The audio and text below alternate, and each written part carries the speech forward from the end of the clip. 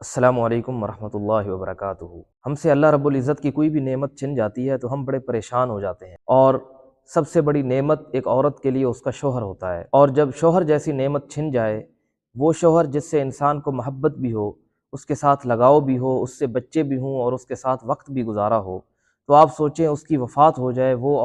عورت سے وہ ہسبینڈ چھن جائے تو اس عورت کی کیا حالت ہوگی۔ تو یہی حالت حضرت ام سلمہ رضی اللہ تعالی عنہا کی تھی۔ یہ پہلا گھرانہ تھا جو ہجرت کر کے مدینہ پہنچا تھا، اور نبی علیہ السلام کو یہ گھرانہ بڑا پیارا تھا۔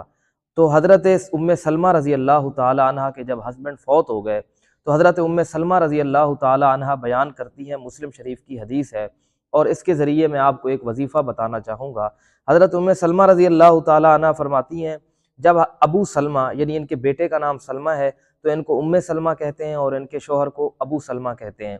تو وہ کہتی ہیں کہ جب ابو سلمہ فوت ہو گئے تو میں نے دل میں یہ سوچا کہ اب ابو سلمہ سے زیادہ بہتر چیز کوئی نہیں مل سکتی، نعم البدل یعنی ان کا کوئی بدلہ اچھا تو ہو ہی نہیں سکتا ان سے۔ ابو سلمہ جیسا نوجوان یا جوان یا مرد کون ہو سکتا ہے جو مجھ سے نکاح کرے گا؟ تو نبی اکرم صلی اللہ علیہ وسلم نے ان کی وفات کے بعد مجھے صبر کی تلقین کی، اور نبی اکرم صلی اللہ علیہ وسلم نے مجھے دعا بتائی۔ نبی علیہ السلام نے فرمایا کہ اے ام سلمہ یہ پڑھا کرو، انا للہ و انا الیہ راجعون، اللہم اجرنی فی مصیبتی واخلف لی خیرا منہا۔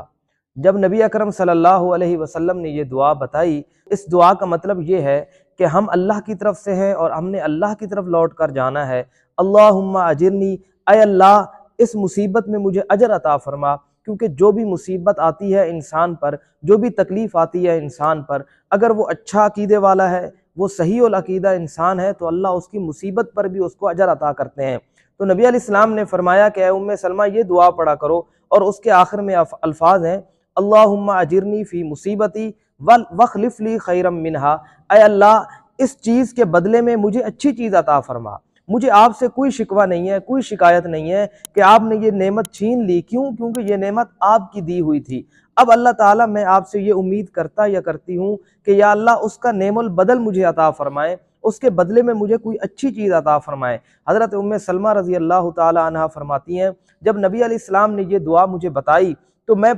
پڑھنے لگی اس دعا کو یقین کے ساتھ کہ جب نبی علیہ السلام نے یہ دعا بتائی ہے تو اللہ نے اس کے اندر کوئی اجر رکھا ہوگا، اللہ تعالیٰ نے اس چیز کے اندر کوئی اثر رکھا ہوگا۔ وہ فرماتی ہیں کہ میں اس دعا کو پڑھتی رہی، اور میری سوچ سے زیادہ اچھا نعم البدل اللہ تعالیٰ نے عطا فرمایا کہ ابو سلمہ کے بعد حضرت ام سلمہ رضی اللہ تعالی عنہا کا نکاح نبی علیہ السلام سے ہو گیا۔ اب نبی علیہ السلام کہاں ہیں اور ابو سلمہ کہاں ہیں؟ تو وہ دیکھیں، جو عورت ابو سلمہ کا نعم البدل سوچ بھی نہیں رہی تھی، جو یہ سمجھ رہی تھی کہ ابو سلمہ کا نعم البدل کوئی ہو ہی نہیں سکتا، اس کی دعا کی وجہ سے جو اس کو نبی علیہ السلام نے سکھائی تھی، وہ دعا اس نے پڑھی تو اللہ نے اس نعم البدل میں حضرت ام سلمہ رضی اللہ تعالی عنہا کو نبی علیہ السلام دے دیے۔ تو اگر آپ اپنی کسی بھی نعمت کے چھن جانے پر، آپ کی منگنی ٹوٹ گئی ہے، آپ سے کچھ چھن گیا ہے، آپ کا رزلٹ اچھا نہیں آیا، یا کوئی بھی چیز آپ سے چھینی جا چکی ہے، یا آپ کو کوئی چیز حاصل ہوئی اور پھر آپ سے چھن گئی،